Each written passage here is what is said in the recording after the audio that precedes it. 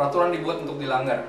Itu adalah sesuatu yang kita sering dengar dan umum banget orang bilang untuk membenarkan pelanggaran mereka atas peraturan yang dibuat. Dan bahkan entah gimana manusia berpikir, itu juga berlaku buat peraturan yang Tuhan buat.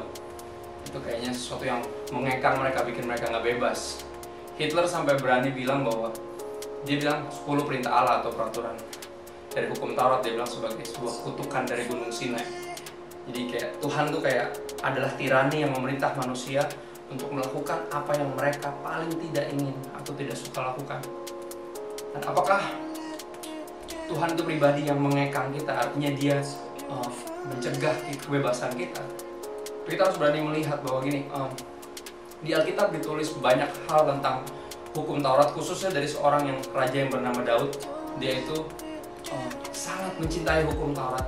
Dan kenapa banget dia sangat mencintai hukum itu? Padahal peraturan itu kan kayaknya mengekang kita. Kenapa dia sangat mencintai peraturan Tuhan? Daud menulis di beberapa bagian dari kitab Mazmur yang dia tulis sendiri tentang betapa dia mencintai hukum Taurat.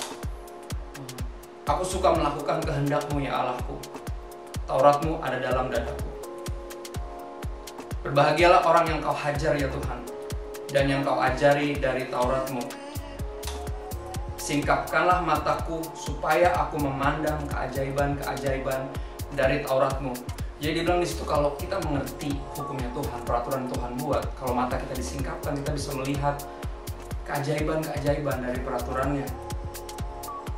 Daud berdoa lagi, karuniakanlah aku Taurat-Mu. Dia menganggap Taurat dari Tuhan tuh kayak hadiah dari Tuhan bagi anak-anaknya.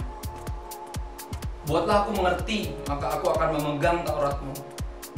Aku hendak memeliharanya dengan segenap hati. Dan dia bilang kita akan memegang Taurat Tuhan, akan menuruti perintah Allah kalau kita mengerti kenapa dia memberikannya. Orang-orang itu tidak mengerti, tetapi aku, Taurat-Mu ialah kesukaanku. Biarlah rahmat-Mu sampai kepadaku, supaya aku hidup, sebab Taurat-Mu adalah kegemaranku. Sekiranya Taurat-Mu bukan sumber kegembiraanku, pasti aku sudah mati dalam sengsaraku. Betapa aku cintai Taurat-Mu, aku merenungkannya sepanjang hari. Air mataku berlinang seperti aliran sungai, karena orang tidak berpegang pada Taurat-Mu. Mengapa Daud sampai bilang kayak gitu? Kenapa dia bisa sampai sedih ngeliat orang yang hidup kayaknya tanpa hukum, tanpa mengindahkan peraturan Tuhan?